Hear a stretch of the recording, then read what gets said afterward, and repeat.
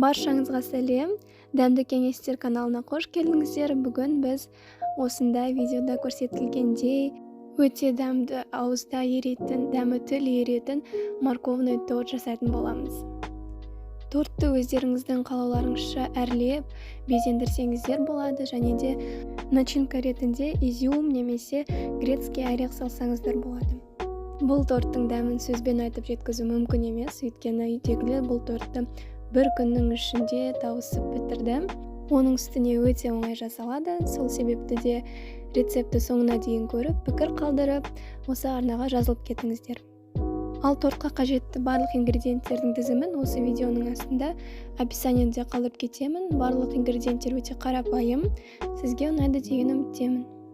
Ең алдымен сәбізімізді жуып, оны осылай видеода көрсетілгендей ұсақ теркадан өткізіп аламыз. 2-3 сәбізді теркадан өткізгеннен кейін оның мөлшері шамамен осындай болу қажет. Және егер де сіздің сәбізіңіздің шырыны тым көп болатын болса, осылай видеода көрсетілгендей ситодан өткізіп алыңыздар. Өйткені оның шырыны шамадан көп болса, корждардың көтерілуіне кедергі жасайтын болады. Енді корждарды пісіруге кірісеміз. Ол үшін бізге 3 жұмыртқа мен қантты дұрыстап миксерлеп араластырып алу қажет. Яичная масса осылай ағарғанша дейін миксердің ең жай көрсеткішінде араластырамыз.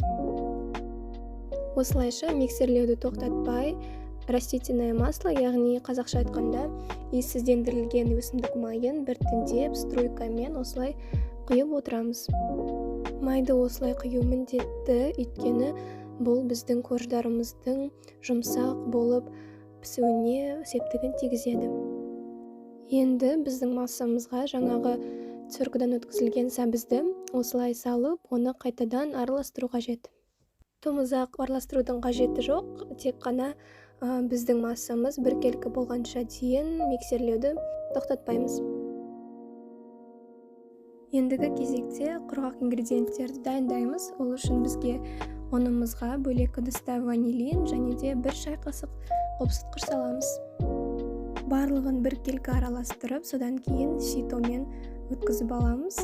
Ситомен өткізу маңызды, өйткені біздің ұнымыз оттекке байып, корждардың көтерілуіне көмектеседі. Барлық ингредиенттер араласып, бір текті қоспа шыққанға дейін осылай миксермен араластырып аламыз. Және де осы қоспамызға қолмен немесе оқтаумен үгітілген грецкий орех, яғни жаңғақ немесе изюм қоссаңыздар болады. Негізі грек жаңғағын қоссаңыздар өте дәмді шығады. Және де осы тестоға сіздер тағы да корица қоса аласыздар, өйткені корица мен сәбіз әрі грек жаңғағы өте үйлесімді. Біздің корждарымыз өте жақсы көтерілу үшін осындай видеода көрсетілгендей қоймалжың масса қажет. Осындай кальцоны фольгамен орап немесе дайын форманы қолдансаңыздар болады. Бұл формамызға жаңағы тестаны 3 бөлікке бөліп пісіреміз. Толықтай фольгамен орап біткеннен кейін формамызға май жағып, жаңағы тестамызды құйып, оны духовкада 170 градуста 15-20 минуттай пісіреміз.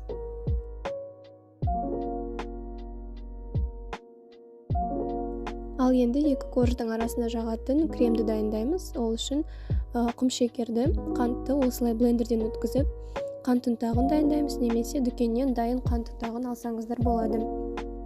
Қаймағымызға жаңағы жасалған қант ұнтағын қосып, крем жасаймыз. Бізде 20% қаймақ. Одан да майлы қаймақтарды қолдансаңыздар да болады, өйткені неғұрлым майлы болса, соғұрлым сіздердің кремдеріңіз дәмді шығады. Корждың дайын не дайын болмағандығын ағаш таяқшамен көреміз. Егер де таяқшаны коржға салғаннан кейін ол құрғақ болып шықса, яғни корж пісті деген сөз. Көріп тұрғандарыңыздай осылай керемет болып көтеріледі, әрі жұмсақ корж шығады. Осылайша духовкада 3 коржды пісіріп, оны осындай решеткада суытамыз. Ал енді тортымызды жинаймыз.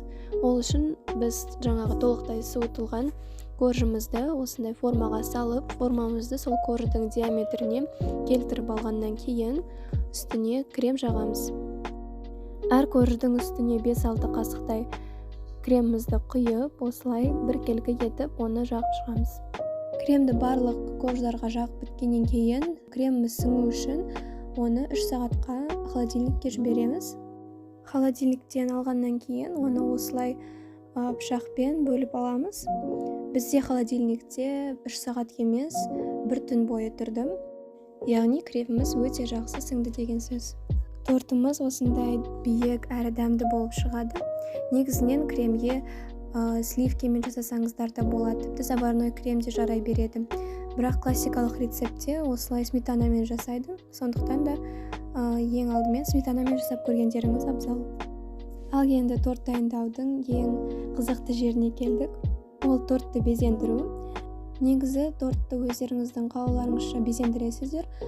Сонда да мен сіздерге осындай безендірудің бір түрін көрсеттім. Ол үшін бізге шоколад қажет. Шоколадты тортты айналдыра, оның шетіне сорғыдан өткізіп сеуіп шығамыз.